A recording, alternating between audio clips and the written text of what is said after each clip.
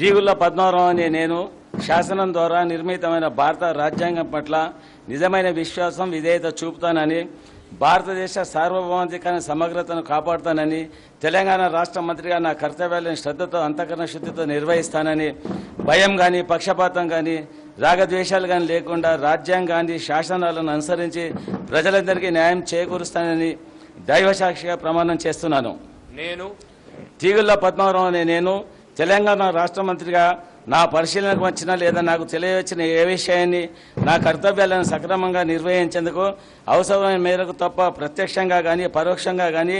ఏ వ్యక్తికి లేదా వ్యక్తులకు తెలియపరచనని లేదా వెల్లడించనని దైవసాక్షిగా ప్రమాణం చేస్తున్నాను. కల్వకుంట్ల చంద్రశేఖరరావు అనే నేను శాసనం ద్వారా నిర్మితమైన భారత రాజ్యాంగం పట్ల